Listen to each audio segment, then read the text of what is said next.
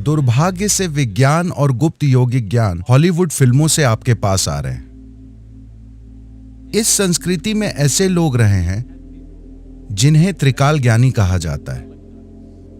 आधुनिक भौतिक विज्ञान हमेशा इन दो आयामों को लेकर उलझन में रहता है, समय और स्थान, या स्थान और समय। वे आमतौर पर यही कहते हैं।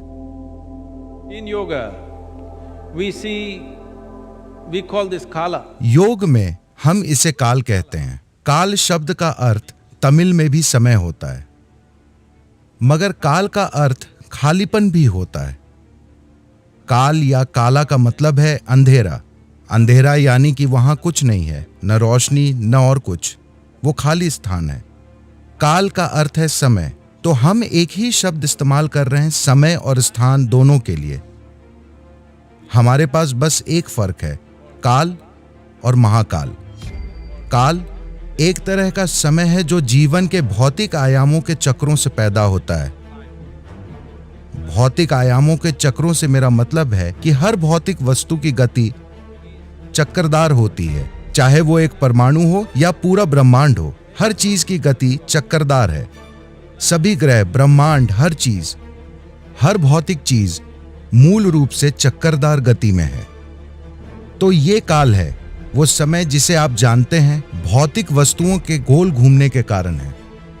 धरती एक बार घूमती है, हम उसे दिन कहते हैं। चंद्रमा एक चक्कर लगाता है, हम इसे एक महीना कहते हैं। धरती सूरज का चक्कर लगाती है, हम इसे एक साल कहते हैं। आप समय को केवल इसी तरह जानते हैं। तो आप जिस समय को जानते हैं वो सिर्फ चक्रों के कारण है। There is a time which is beyond physical nature. एक ऐसा भी समय है जो भौतिक प्रकृति से परे है, जो भौतिक वस्तुओं के चक्कर लगाने के कारण नहीं है। इसे हम महाकाल कहते हैं। Mahakala includes the space also. Mahakal में स्थान भी शामिल है। आमतौर पर आधुनिक भौतिक विज्ञान में आम समझ ये है कि स्थान के कारण ही, दूरी के कारण ही समय होता है। अगर आप पॉइंट ए से पॉइंट बी तक जाना चाहते हैं तो आपको समय चाहिए, मगर यौगिक विज्ञान में अपने अनुभव से हम इसे इस तरह देखते हैं कि चूंकि समय है इसलिए स्थान की संभावना है।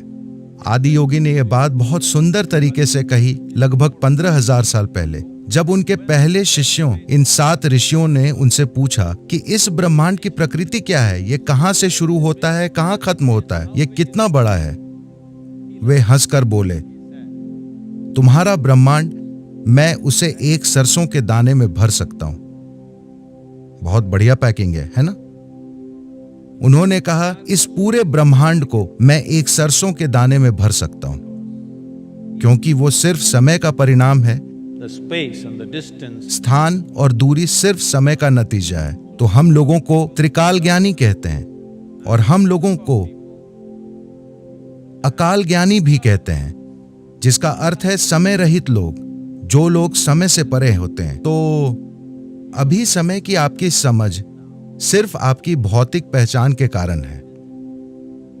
अगर आप शरीर को महसूस किए बिना यहां बैठ सकें तो आपको समय का पता नहीं चलेगा। आपने उन लोगों के बारे में सुना होगा जो कई घंटों, कई दिनों तक बैठे रहे।